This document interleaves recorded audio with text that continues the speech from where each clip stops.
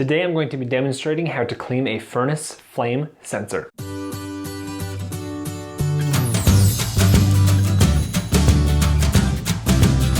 What's going on? Welcome to today's video. My name is Colton. Today I'm going to be demonstrating how to clean a furnace flame sensor. Now I decided to do this because my furnace was actually in a WatchGuard mode, so this isn't an end-all be-all solution if your furnace is also in a WatchGuard mode, but I did read that in case your furnace is a little bit older and it hasn't been maintained very well, cleaning the flame sensor may help this WatchGuard mode in order to have your furnace keep that flame and actually keep it running. The tools I use for this project are simple. It is a combo wrench and steel wool. The amount of time that this project took me was literally about 10 minutes. Super easy. So let's get started.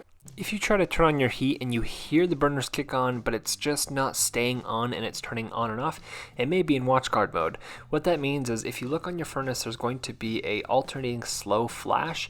That is indicating that it's lost the flame sense 4 times in one heating cycle, and cleaning your flame sensor may be a quick, cheap, easy solve before you may have to do any other major repairs. Now go ahead and turn off your furnace, or you can go to your breaker box and flip that off. Take the main cover off of your furnace and you're going to look for where the burners are. Now this burner location is specifically for this Lennox G40UH36A07015. Regardless of your model, just look for where the burners are and then also look for this flame sensor. After you've located this flame sensor, there should be a bolt fastening this down. In this case, this is a 1/4 inch bolt, so I'm going to loosen that up. Remove the loosened flame sensor and grab some steel wool and you're just going to scrub it up a bit. What's on this rod is carbon deposits. Because of how exposed this is to an open flame, it just gets dirty. After you've scrubbed off all of the carbon deposits that you can, go ahead and give this rod a final wipe down with a wet cloth, dry it off, and you're ready to put that back on. Insert the flame sensor back into its original position and tighten down the bolt. Once secured down, go ahead and turn the furnace back on and go test out your heat.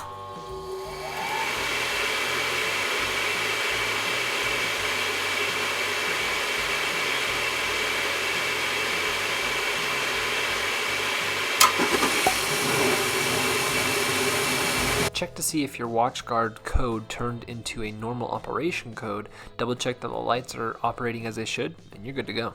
Thank you so much for checking out today's video. If you have any questions, comments, or concerns, please do so down below. Also, if you liked what you just watched, go ahead and give it a thumbs up and consider subscribing. Again, please know this is not an end-all be-all solution if your furnace isn't retaining the flame. There could be a large variety of other problems, but I just took the liberty of cleaning out the sensor to seeing if this would help, and it did. If you want to see other videos just like this one, go ahead and click this link right here, and also don't forget to click this link to subscribe. Thank you so much again for watching, and I'll see you next time.